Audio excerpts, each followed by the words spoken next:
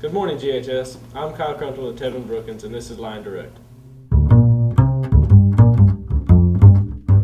As the first semester comes to a close, the STEM Academy is in full production. Here's Blake Taylor and Nicholas Schaefer with the story. The GHS STEM Academy offers a variety of activities for its students. Unique classroom assignments have been a part of the fall semester. One project includes building an electric car.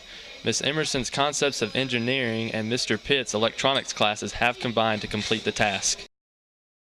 The final goal is to build a 100% fully functioning go-kart that runs only off of electricity. You can only use stuff that you scrapped from another vehicle or was provided for you, and it could only have an electric motor. You can't use gas. It has to go more than 5 miles per hour, and you can only work within your group. You can't steal other people's ideas.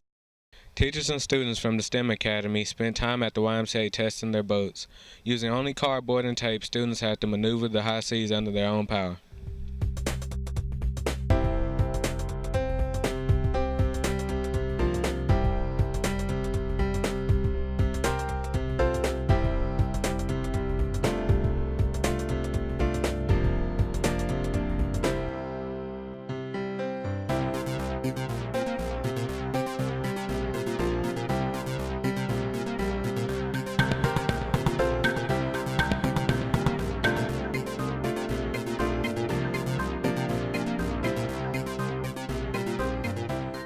As new athletic director and head football coach, Sean Cooper had a tough season. On the other hand, Coach Melissa Anderson took the Lady Lions to the first round of the playoffs. Valerie Jenkins and Devontae Buchanan sat down with the coaches for a season wrap-up. What is your team's biggest strengths this season? I think no doubt it's character. No doubt. It's definitely not strength or speed and some of the other factors that would contribute to us having a more victorious season on the scoreboard, but character. In this has been my 23rd year of coaching.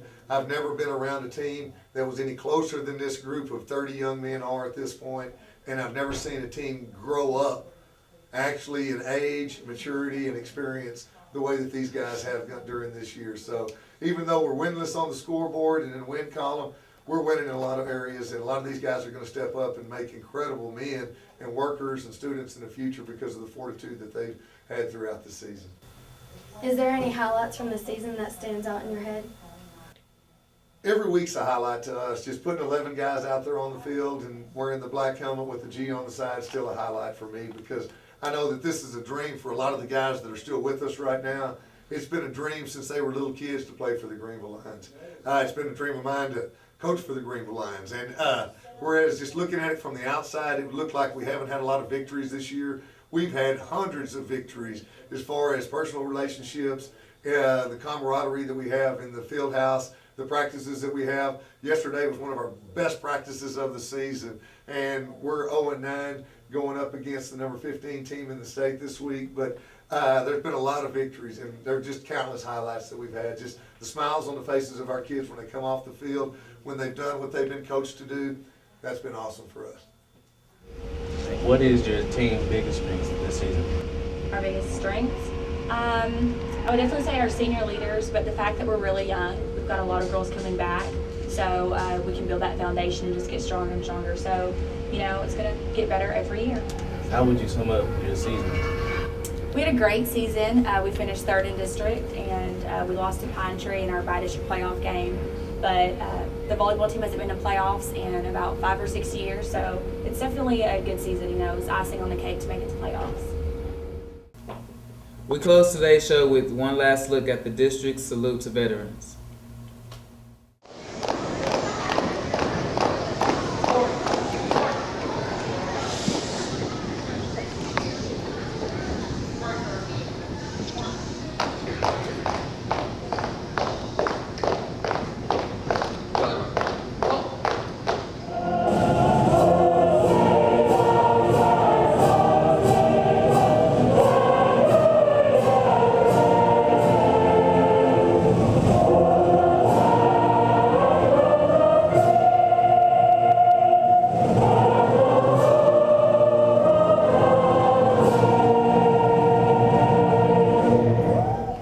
There is sacrifice, sometimes of death, sometimes of injury. As a physician, I see that And the legacy of this country is not really of a warrior state, but of a nation that's willing to defend itself and defend freedom, not only for the people in this country, but for people all over the world who cry for freedom and justice.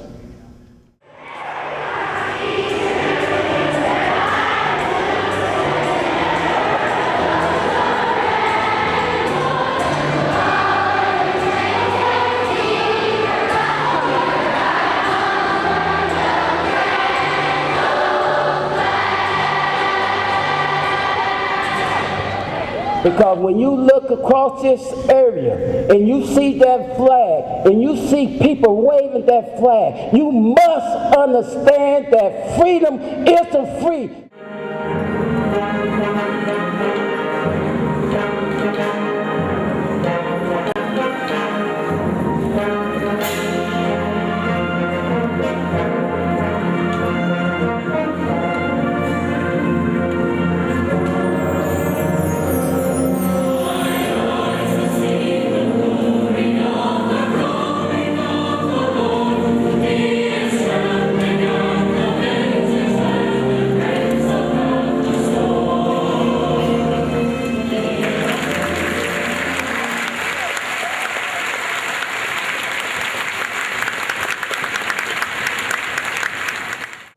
Thank you for watching Line Direct. I'm Tevin Brookins. And I'm Kyle Crumpton. See you next time.